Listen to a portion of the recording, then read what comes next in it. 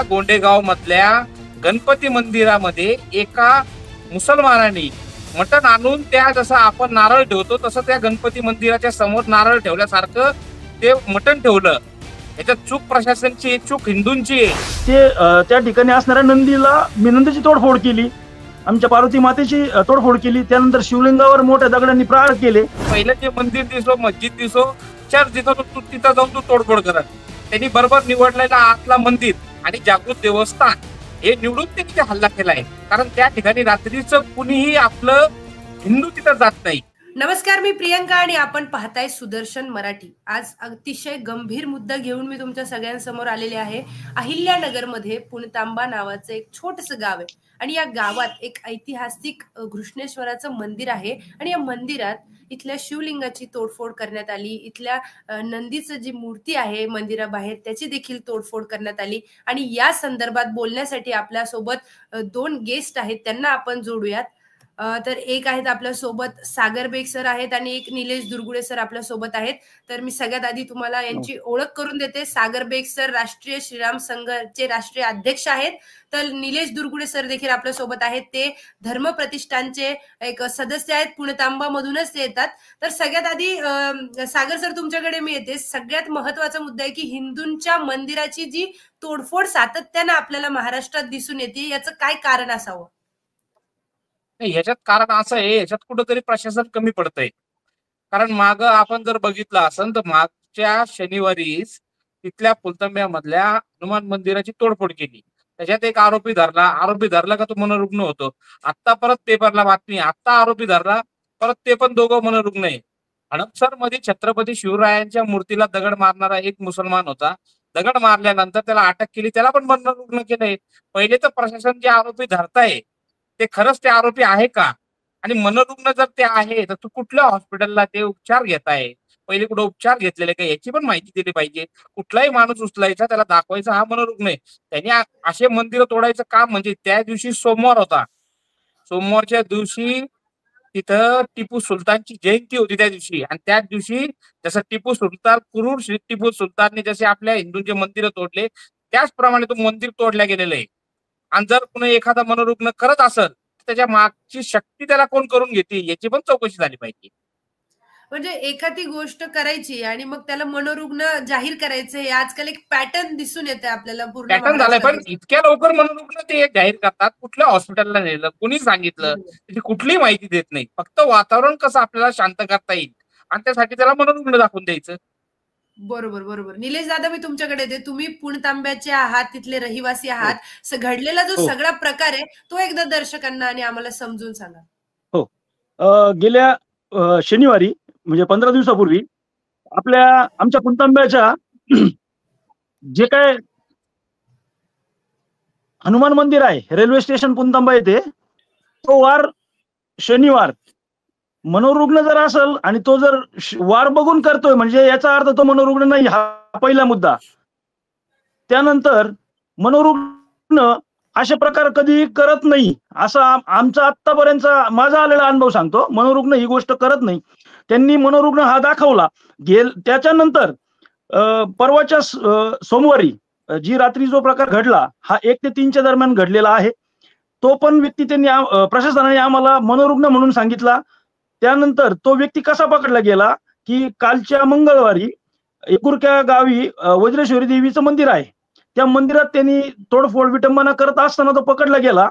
पोलिसांचं म्हणणं आहे की आम्ही ज्यावेळेस त्याच्याकडे चौकशी केली त्यावेळेस त्यांनी आम्हाला सांगितलं की मी पुणतांब्याला जाऊन त्या ठिकाणी असणाऱ्या नंदीची तोडफोड केली, आमच्या पार्वती मातेची तोडफोड केली. त्यानंतर शिवलिंगावर मोठ्या दगडांनी प्रहार केले. पण मी तुमच्या चॅनलच्या माध्यमातून प्रशासनाला एक सांगू इच्छितो की हा प्रकार 100% घडून आणलेला आहे. हा प्रकार मनोरुग्ण करत नाहीये. याच्या मागे कोण शक्ती आहे ही आम्हाला प्रशासनाने 100% त्या गोष्टीचं हे दाखवून द्यायचंय की त्यांनी आरोपी जो पकडलाय तो आरोपी हा नसून याच्या मागे कोण ही गोष्ट घडवतंय त्या गोष्टीचा छडा लागेपर्यंत आम्ही त्यांना आजचा म्हणजे बुधवारी 3 दिवसाचा अल्टिमेटम आज आम्ही दिलेला होता, तो आज संध्याकाळपर्यंत पूर्ण होतोय. जर प्रशासनाने आम्हाला 100% सहकार्य केलं नाही आणि त्या झालेल्या दोन्ही प्रकारात आरोपी जो मुख्य आरोपी असेल किंवा जे कोणी करणारे असतील, जे आमच्या भावनांपर्यंत हात घालणारे असतील, आमच्या हिंदू धर्माला आणि आम्हाला विटीस धरणार असतील, अशा लोकांना जर प्रशासनाने आमच्या समोर आणलं नाही तर आम्ही उद्यापासून महाराष्ट्रभर आणि देशामध्ये सगळ्यात मोठं आमचं आश्रव आम्ही उभासणार आहे की आम्ही मोठ्या प्रमाणामध्ये उपोषणाला तर बसणारच आहोत. आमची उद्या आम्ही गावाच्या वतीने मोठी ग्रामसभा ठेवली आहे. त्याबरोबर निदर्शनं रस्त्यावर उतरून आम्ही करणार आहे. जोपर्यंत आम्हाला न्याय मिळत नाही आमच्या हिंदू धर्माला आणि आम्हाला जो महाराष्ट्रामधील असणारे अनेक हिंदू संघटना आहेत, या संघटनेच्या माध्यमातून आम्ही एक सांगू इच्छितो की आम्हाला जोपर्यंत न्याय मिळत नाही तोपर्यंत आम्ही शांत बसणार नाही. अजून एक यात मुद्दा आहे, सागर दादा तुमच्याकडे येते. पुणतांब्याला शनिवारच्या दिवशी सुद्धा रेल्वे स्टेशनच्या जवळ असलेल्या हनुमान मंदिरामध्ये देखील तोडफोड झालेली आहे. तर शनिवारी हनुमान मंदिराची तोडफोड होते, सोमवारी शिवलिंग खंडित केलं जातं. तर एक मनोरुग्ण एवढा विचार करून, म्हणजे जसे देवी देवतांचे आपले वार आहेत त्याच दिवशी त्याच देवी देवतेची तोडफोड होते, हे एक मनोरुग्णाचं काम वाटतंय का तुम्हाला?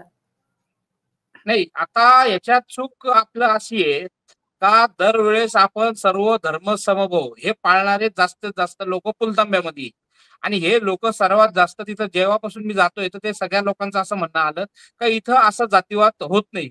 आणि हे लोक आपली आता हे एक आपल्या अंदाजच घेत आहे, जे मंदिराची जी तोडफोड चालू आहे आपला अंदाज घेत आहे का हे किती काय करू शकतात, आणि अंदाज घेऊन केलं जात आहे. कारण सकाळी सकाळी तिथं पहाटे आपल्या पुणतांब्या गावातल्या महिला त्या शिव मंदिरामध्ये पूजा करायला पहाटे जातात, आणि तिथल्या गावकऱ्यांनी, ते गाव पूर्ण धार्मिक आहे, त्या मंदिराचे पूर्णपणे ते मंदिर खराब होतं. तिथल्या गावकऱ्याच्या लोकांनी, मुलांनी पैसे गोळा करून ते मंदिर उभारलं, मोठं मंदिर तयार केलं, आणि तिथं लाईटी लावायचे. तर पहिले तिथल्या लोकांनी त्या लाईटी चोरल्या, लाईटी चोरून अंधार केला आणि ती चोरी केली.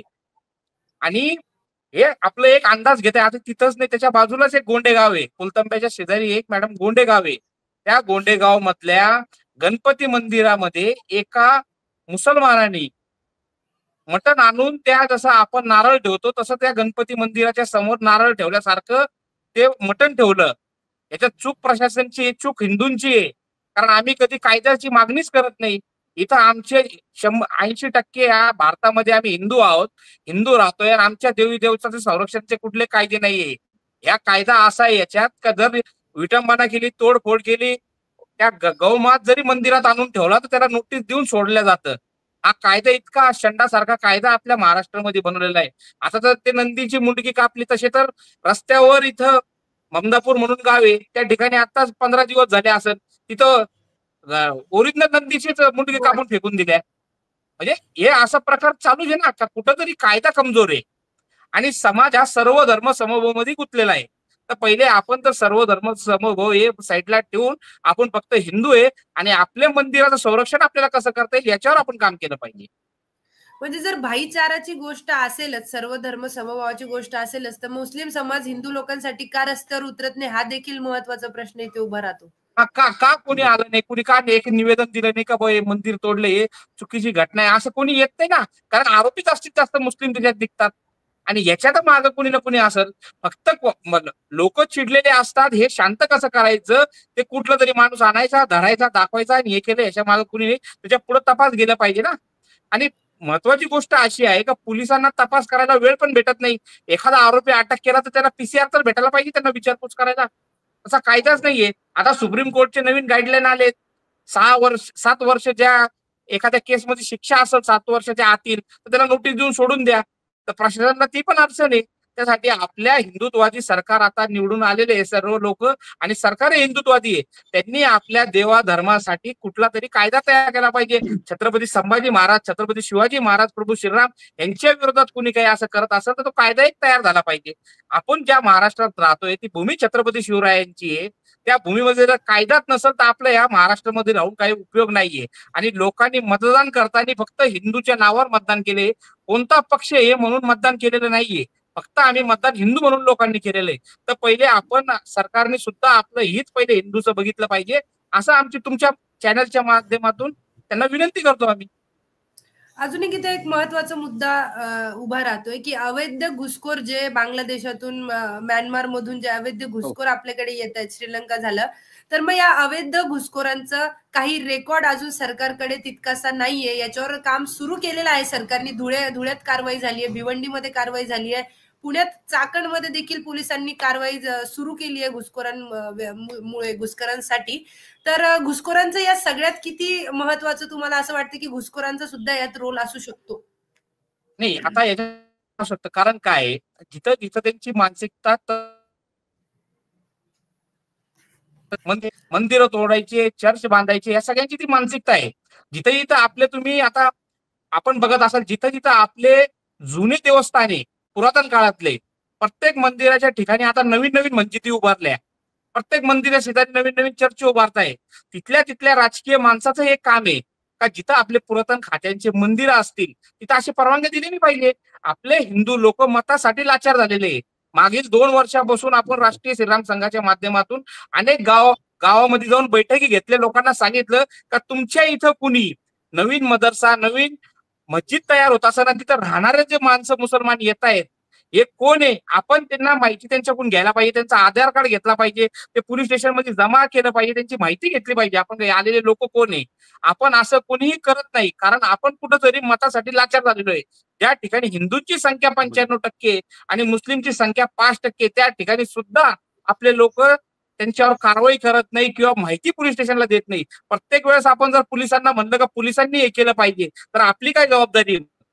आपण स्वतः पोलिसांनी माहिती दिली पाहिजे का अशा नवीन माणसं इथे येऊन राहत आहेत. आणि तशीच परिस्थिती जो आपल्या महाराष्ट्रामध्ये मोठ्या प्रमाणात जातीवाद सुरू झाला, जेव्हापासून ही तबलिगी जमात आपल्या महाराष्ट्रात शिरलेली आहे आणि हेच लोक त्या बांगलादेशी लोकांना आपल्या इथं आश्रय देत आहे.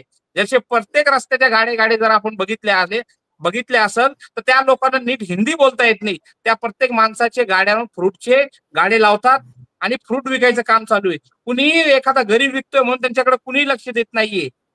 प्रत्येक आपल्या महाराष्ट्रात मधले अनेक असे कंपन्या आहेत, ते लोक कंपन्या तिथल्या माणसांना बांगलादेशीला धरून इथं ते बांगलादेशी लोक आणून काम कंपन्यामध्ये MIDC मध्ये मोठ्या प्रमाणात ते लोक कामं करताय. जर आपण बिल्डिंग एखाद्याची बांधायची असेल तर त्याला त्याच्या गवंडी सुद्धा आता बांगलादेशी लोक यायला लागले. फरशी बसवायची असली तरी ते महत्त्वाचा मुद्दा तुम्ही मांडलाय की हे बांगलादेशी घुसखोरांकडून कामं करून घेतात, यांची आयडेंटिटी कुणाला माहित नाही. लोकांना वाटतंय हे गरीब लोक आहेत त्यामुळे लोक सुद्धा यांच्याकडे जास्त लक्ष देत नाहीयेत. पण हाच मुद्दा सुदर्शन चॅनलचे संपादक डॉक्टर सुरेश चव्हाण यांनी देखील उचलून धरला आणि जनता NRCच्या माध्यमातून या घुसखोरांना बाहेर कसं काढलं जाईल, ही जी यात्रा त्यांनी महाराष्ट्रभर काढली आहे, या यात्रेचा देखील आता परिणाम दिसतोय. पण तितकंसं अजून प्रशासन त्याच्यावर ऍक्शन घेत नाहीये आणि त्यामुळेच अनेक ठिकाणी जी गुन्हेगारी वाढत चालली आहे, मुंबईला आपण बघू शकता किंवा महाराष्ट्रभरच जिथे जिथे मेट्रो सिटीज आहेत त्या मेट्रो सिटीज मध्ये यांचा भडीमार होत चाललेला आहे आणि या भडीमारामुळे गुन्हेगारी देखील वाढत चाललेली आहे. त्यामुळेच की काय, पुणतांब्यामध्ये जरी पुणतांबे एक 25,000 लोकसंख्येचं गाव आहे, पण 25,000 लोकसंख्येच्या गावामध्ये सुद्धा अशा घटना वारंवार होत आहेत. हे कितपत धोकादायक आहे? निलेश दादा काय सांगशील? सगळ्यात पहिले मॅडम, धोकादायक म्हणजे असं झालंय की आपला हिंदू समाज हा पाहिजे तितका जागरूक झालेला नसून हा प्रत्येक वेळेस काय करतो की या आपल्या हिंदू समाजाने आतापर्यंत भाईचाराच्या नावाखाली आणि हे सगळे लोक आपलेच आहे म्हणून आतापर्यंत सहन करीत आलेत. या लोकांनी ज्या भागामध्ये यांची संख्या कमी असती त्या ठिकाणी हे लोक आपल्या पोटात शिरून राहतात. पण ज्या वेळेस यांची काही मौल्य वाढले जातात त्यावेळेस यांचा अतिरेक वाढत जातो आणि यांनी आतापर्यंत प्रत्येक ठिकाणी ज्या महाराष्ट्रात असेल वा पूर्ण आपल्या भारत देशामध्ये असेल ज्या ज्या ठिकाणी आतापर्यंत जेवढे पण दंगली झाल्यात या फक्त याच लोकांनी केलेल्या आहेत. कुठल्याही हिंदू याच्यामध्ये दंगलीमध्ये कुठल्या हिंदूचं नाव आलेलं नाहीये. अतिरेकी जे सापडले गेले ते सुद्धा मुस्लिमच सापडले गेलेत. कुठल्याही प्रकारे अतिरेकी हा आपल्या हिंदू समाजात सापडला गेलेला नाही. हे सगळं प्रामुख्याने मी प्रशासनाला किंवा सरकारला विनंती करेल की तुम्ही आतापर्यंत एक रेकॉर्ड काढा. त्या रेकॉर्डमध्ये आतापर्यंत जेवढे लोक सापडले गेलेत, जे कोणी आमच्या महिला भगिनींवर अत्याचार करणारे असतील, आमच्या गोमातेवर अन्याय अत्याचार करणारे असतील, हे सगळे लोक कोण आहेत? या लोकांचा तुम्ही प्रामुख्याने आमच्या जवळ असणारं संगमनेर गाव आहे, त्या संगमनेर मध्ये रोज छापे पडतात तरी तिथले कत्तलखाने रोज चालू आहेत. मग आमच्या हिंदू धर्मामध्ये आपल्या माजी मुख्यमंत्री असणारे एकनाथजी शिंदे साहेब यांनी आपल्या गोमातेला राष्ट्रमातेचा दर्जा देऊन घोषित केलं. आपली मराठी भाषा ही महाराष्ट्रामध्ये त्या मराठी भाषेला जो दर्जा दिला गेला, या गोष्टीतून एक सांगू इच्छितो मी महाराष्ट्राला आणि पूर्ण देशाला, की महाराष्ट्रात किंवा या देशामध्ये हिंदू धर्माला सगळ्यात महत्वाचं पवित्र स्थान दिलं गेलेलं आहे.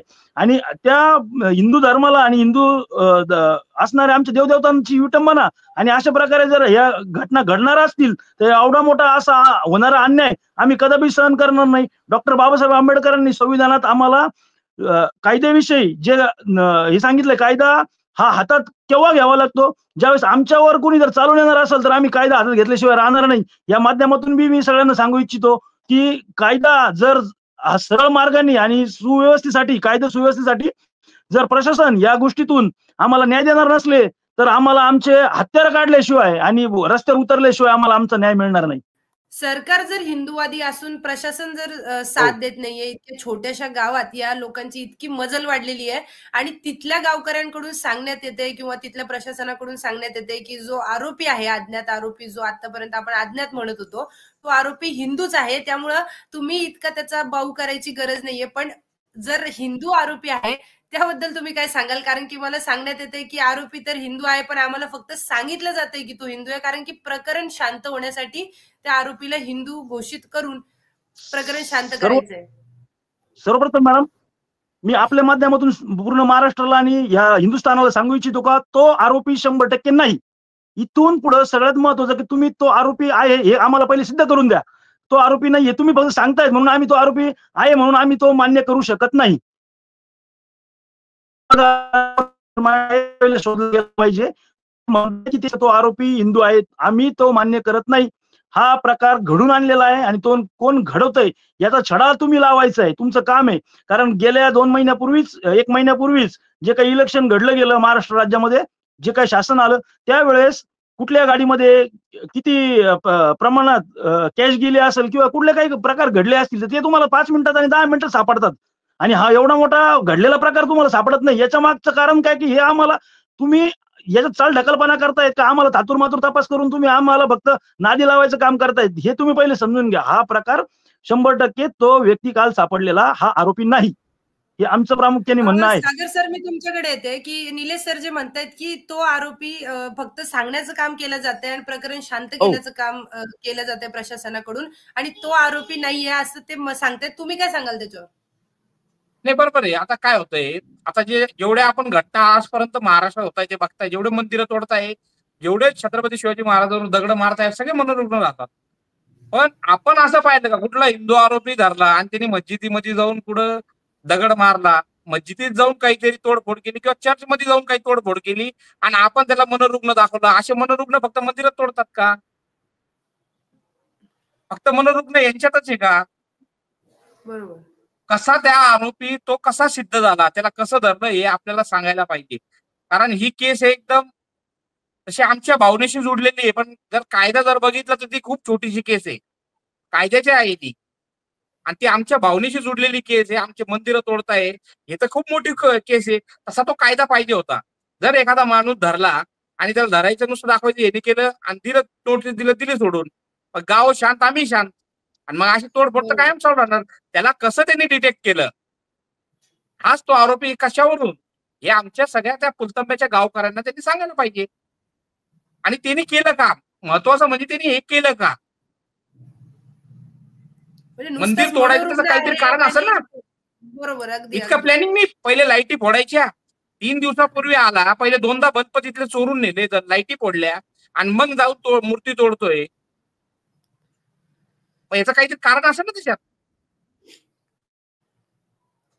अगदी ते दाखवलं पाहिजे. अगदी अगदी महत्वाचं आहे, कारण की प्रशासनाची, पोलिसांची जबाबदारी आहे की गावकऱ्यांचं तरी समाधान झालं पाहिजे की तुम्ही कुठून आरोपी शोधून आणला, कसा आरोपी शोधून आणला, आणि मनोरुग्ण असेल तर कुठला मनोरुग्ण इतकी प्लॅनिंग करू शकतो का, हा सगळ्यात महत्वाचा मुद्दा इथे उभा राहतोय. नाही, पण मनोरुग्णाला फक्त मंदिरात दिसताय का? हो हो हो, तोच मुद्दा मी बोलणार होतो. मनोरुग्णाला फक्त मंदिर दिसताय, कुठली मस्जिद दिसत नाही, चर्च दिसत नाही. त्याच्या मागं कोण आहे, त्याची कॉल हिस्ट्री काढली पाहिजे, त्याला कुणी कॉल केले, त्याला कुणी पाठवलं का तिथं, ह्या चौकशी झाल्या पाहिजे. कारण अनेक पुरातन काळामधले मंदिरं फुलतांब्यामध्ये आहे आणि फक्त आता हा मंदिराचा मुद्दा नाहीये, आता पुऱ्या आपल्या महाराष्ट्राच्या मंदिराच्या सुरक्षेचा मुद्दा आहे हा. जसं जसं आता हा मुद्दा वाढत जाणार आहे तसं तसं लोक तोडफोड करतील मंदिरांची. जर कायद्यात टाईट नसला तर हे होतच राहणार आहे. मग महाराष्ट्रामध्ये जातीय दंगली करायची आहे का? कारण आम्ही तर शांत बसणार नाही. असं जर मंदिराची कुणी तोडफोड करत असेल तर आता तो जरी आरोपी जामीनवर सुटला तर त्याला काय करायचं ते आम्ही आमच्या पद्धतीने करणार आहे. कारण आमच्या मंदिरावर आल्यावर आम्ही शांत बसणार नाही. त्याचं काय करायचं आम्ही ते करू बरोबर.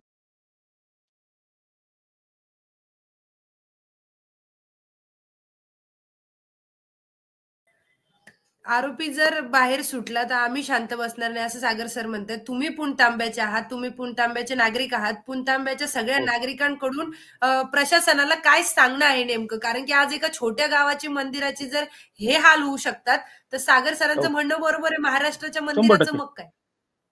100%.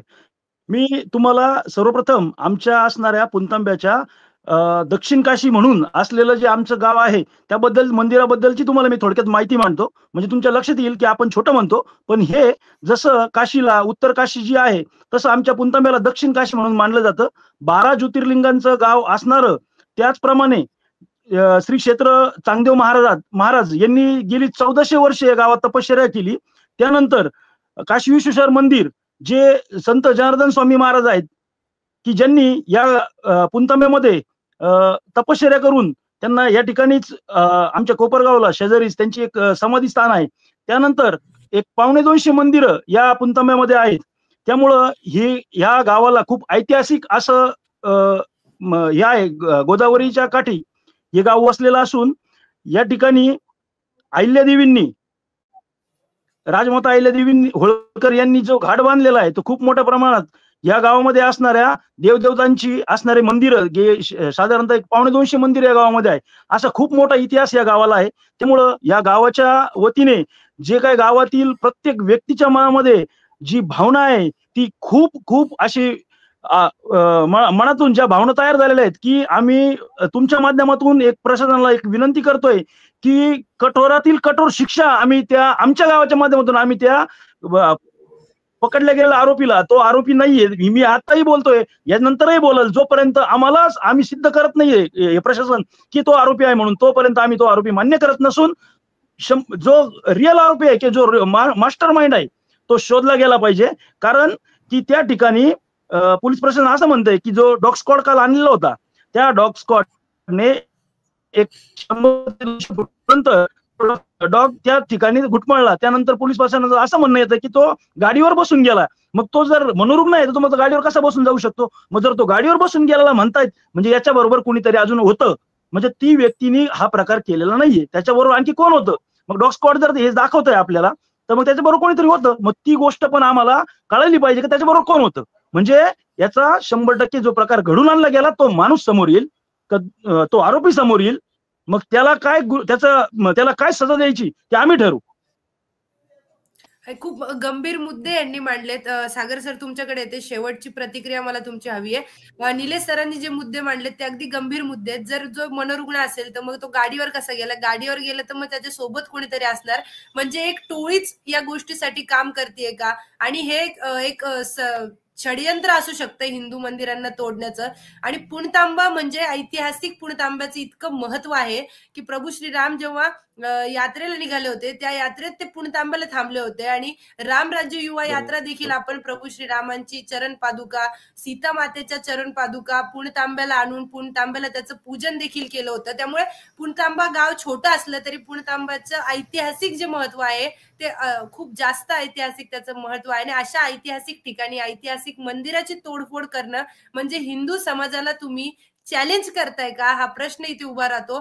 सागर दादा, शेवटची प्रतिक्रिया याच्यावर तुमची. आता त्याच्यात जर मनोरुग्ण तो नक्की नाहीचे.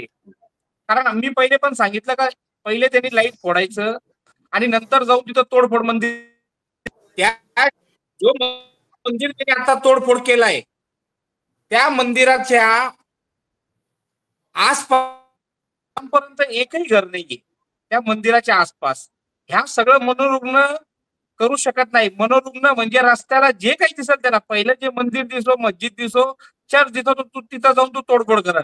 त्यांनी बरोबर निवडलेला आतला मंदिर आणि जागृत देवस्थान हे निवडून त्यांनी ते हल्ला केलाय. कारण त्या ठिकाणी रात्रीचं कुणीही आपलं हिंदू तिथं जात नाही. आपले जे पूजा करणारे लोक आहेत तिथे पाठे येतात. त्यांनी हे सगळं पाहून ते केलेलं आहे. आणि याच्या माग माझ्या अंदाजे तरी ते गावातला कोणतरी व्यक्ती येतो किंवा गावातल्या व्यक्तीने कुठला तरी बाहेरचा माणूस आणलेला आहे. तिथपर्यंत गाडी आणणं, शॉन तिथपर्यंत शोधत जातोय. त्याच्यानंतर पोलिसांचं म्हणणं आहे का तो अंदाज त्यांनी दिलाय का टू व्हीलरवर तो पुढे गेला असेल, असा पोलिसांचा अंदाज आहे का तो पुढे टू व्हीलरवर गेला असेल. जर तो आपण जर तिथं बघितलं तर ते अंधारात तिथले रस्ते सुद्धा कळणार नाही. जोपर्यंत तिथला माणूस कोणी तिथला प्रॉपर त्याच्या सोबत असणार नाही तोपर्यंत त्याला ते रस्ते पण कळणार नाही. कारण रस्त्यात त्या पूर्ण आजूबाजूला पलीकडे नदी आहे बाजूलाच आणि काटे वगैरे बारीक बारीक रस्ते, हे त्यांनी सगळं सर्वे करून कुठं कॅमेरा नाहीये, कोणत्या ठिकाणी सीसीटीव्ही लावलेले नाहीये, ते सगळं ठिकाणची रेकी करून तिथं आलेला आहे तो. त्यामुळे तो मनोरुग्ण तो असणार नाही. आणि जो आरोपी धरलेला आहे जे म्हणताय हे मनोरुग्ण आहे तर मग तो आरोपी नाहीये, हा आरोपी तो नाहीये. म्हणजे अशा सगळ्या गोष्टी आणि आपल्या चॅनलच्या माध्यमातून आता मी एक चॅनलच्या माध्यमातून अजून एक महत्वाचा मुद्दा शिर्डीबद्दल सांगायचा आहे आणि ते आपल्या सरांपर्यंत पोहोचला पाहिजे यासाठी मी याच्यावर बोलतोय. आपल्या शिर्डी साईबाबा मंदिरामध्ये शिर्डीमध्ये एक असं पूर्ण मंदिराच्या कंपाऊंड मध्ये म्हणजे जो मंदिराचा पूर्ण परिसर आहे कंपाऊंडच्या बाजूला एक मुसलमान परिवार राहतो. म्हणजे त्या घरातले 2-3 भाऊ आहे, हे अनेक त्यांच्या पिढी ना पिढी त्या मंदिराच्या परिसरात ज्या साईबाबाला जी देणगी जमा होती ती देणगी पूर्णपणे आपण त्या सरकार जमा होऊन जाती, त्याचा हिशोब होतो रोजच्या रोज. आज किती देणगी आली याचा हिशोब केला जातो. पण त्याच मंदिराच्या परिसरामध्ये एक अशी दर्गा आहे, त्या दर्गेला रोजचे लाखो रुपये लोक दान करतात आणि तिथला तो मुस्लिम परिवार आहे ती देणगी तो रोजच्या रोज घरी घेऊन जातो. हे कुठेतरी थांबलं पाहिजे. जर हिंदूचं जर मंदिर असेल तर ते पूर्ण सरकारच्या अंडरमध्ये आणि त्याच मंदिरच्या परिसरामध्ये एक मुसलमान व्यक्ती बसतोय आणि खुलेआम त्याला लोक दान करताय. आणि हे सगळं मंदिरातले ट्रस्टी असतील सर्वांना माहित असून आता आमच्या निदर्शनात आलं अनेक वर्षापासून तो तिथूनले पैसे घरी घेऊन जातोय. हे कुठंतरी थांबलं पाहिजे अशी मागची सुरेश चव्हाण सरांना विनंती आहे. हिंदू जे देवस्थान आहेत ते सरकारच्या कंट्रोलमध्ये अजून का आहेत आणि बाकीच्या कंट्रोलमध्ये धर्माचे जे स्थान आहेत ते का सरकारच्या कंट्रोलमध्ये नाही? हा खूप मोठा मुद्दा आहे, याच्यावर एक वेगळी चर्चा होईल. आणि हे होईल तेव्हा होईल, बाकीच्या मंदिराचं होईल तेव्हा होईल मॅडम, हे होईल तेव्हा होईल. पण जो साईबाबा मंदिर आहे त्याचा जो परिसर आहे, ज्या मंदिराचा पूर्ण कंपाऊंड आहे जो परिसर आहे त्या मंदिराच्या शेजारी जी प्रॉपर्टी पूर्णपणे साईबाबा ट्रस्टची आहे त्या मंदिराच्या मध्ये त्याच्या बाजूला एक मौलाना बसतो. ते घरातले 3 शिफ्ट करतात. ते घरात 3-4 भाऊ आहे ते शिफ्ट करतात, 2-2, 3-3 तासाची शिफ्ट करतात, रोजचे पैसे घरी घेऊन जातात. आणि जर ते कुठल्या मंदिराच्या त्यांच्या प्रायव्हेट जागेमध्ये असतं तर ठीक आहे, ती जागा मंदिराची आणि त्या मंदिराच्या जागेतून ते रोजचे लाखो रुपये घरी घेऊन जात आहे. तुम्ही जो मुद्दा म्हटला खूप गंभीर मुद्दा आहे, याच्यावर पण पुन्हा रिसर्च करता येईल आणि याच्यावर मी रिपोर्टर पाठवून याच्यावर पुन्हा सगळी सविस्तर माहिती तिथे घेते. त्या मंदिराच्या ट्रस्टीशी बोलते की नेमका हा काय मुद्दा आहे. तुम्ही सुद्धा तिथे उपस्थित राहा. निलेश दादा, एक शेवटचा प्रश्न की गावातल्या लोकांनी अल्टिमेटम जे दिलेलं आहे की आणि उद्या ग्रामसभा सुद्धा आहे या मुद्द्यावर, तर प्रशासनाने अजून काय पावले उचलली आहेत आणि आजचा शेवटचा दिवस आहे, आज शेवटचा अल्टिमेटम आहे, तर काय प्रशासनाने याच्यावर पावले उचलली आहेत? आतापर्यंत कुठल्याही प्रकारे त्यांनी माहिती आतापर्यंत दिलेली नाही. गेले 1 तासापर्यंत त्यांनी फक्त सांगितलंय की तो पकडलेला व्यक्तीच गुन्हेगार आहे किंवा तोच आरोपी आहे. अशा प्रकारे त्यांनी तो काल केलेला पंचनामा, कारण की मी काल संध्याकाळी ज्यावेळेस त्यांच्याकडे गेलो मला पंचनाम्याची प्रत द्या म्हणून की काय तुम्ही पंचनामा केलाय आणि त्यात काय घडलंय, त्यावेळेस त्यांनी सांगितलं की आम्ही साहेबांना विचारून तुम्हाला पंचनामा देऊ, पण तो काय कालपर्यंत दिलेला नव्हता आणि आज पण त्याच्याही पुढं त्यांनी दुसऱ्या कुठल्याही प्रकारे त्याचं पाऊल उचललेलं नाही. म्हणजे प्रशासनाकडून कुठलीही ऍक्शन घेण्यात आलेली नाही. उद्या ग्रामसभा आहे, ग्रामसभात हा मुद्दा तुम्ही उचलणार का, उपस्थित करणार का आणि श्रीराम संघ जो आहे याच्याकडून काय ऍक्शन घेतलं जाईल याच्यावर जर प्रशासनाने पावले नाही उचलली? सागर दादा नाही, आता आमचा गुरुवारचा त्यांना 3 दिवसाचा गावकऱ्यांनी अल्टिमेट दिला होता. आता काल आम्ही पूर्ण सर्व पोलीस स्टेशनला निवेदन दिले त्यासाठी. आणि जर त्या पुलतांब्याचा व्यवस्थित तपास झाला नाही तर आम्ही महाराष्ट्रभर पहिले आम्ही पुलतांब्यापासून मोर्चाची उद्या सुरुवात होणार आहे. आता तसं आम्ही पूर्ण महाराष्ट्रभर मोर्चे करणार. प्रशासनाने यावर पावले उचलावीत आणि हा मुद्दा मेनस्ट्रीम मीडियाने घेतला नाही, त्यामुळे आपण हा मुद्दा उचलतो आहोत. कारण आपला जो उद्देश आहे हा मुद्दा उचलण्याचा, तो आपला उद्देश असा आहे की राष्ट्र आणि धर्मबद्दल आपले सगळे मुद्दे असतात आणि हा जो मुद्दा आहे हो अत्यंत महत्वाचा मुद्दा आहे. याच्यानी सगळ्या हिंदूंच्या ज्या आहेत धार्मिक भावना दुखावलेल्या आहेत. त्यामुळे प्रशासनाला देखील माझी विनंती आहे या व्हिडिओच्या माध्यमातून की आपण लवकरात लवकर याच्यावर पावले उचलावीत आणि लवकरात लवकर जो खरा आरोपी आहे या संदर्भातला त्याला अटक करावीत आणि महाराष्ट्रभर ज्या मंदिराच्या तोडफोड होत आहेत त्या घटना देखील लवकरात लवकर आपण थांबवाव्या, ही विनंती महाराष्ट्र सरकारला आपण करतोय. आपण आता इथे चर्चेला थांबतोय, पण हा मुद्दा थांबू देऊ नका.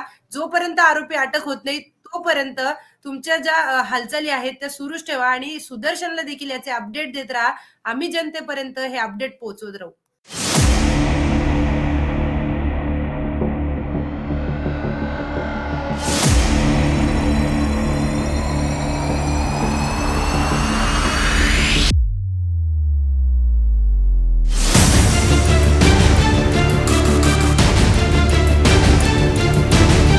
त्या गोंडेगाव मधल्या गणपती मंदिरामध्ये एका मुसलमानाने मटण आणून त्या जसं आपण नारळ ठेवतो तसं त्या गणपती मंदिराच्या समोर नारळ ठेवल्यासारखं ते मटण ठेवलं.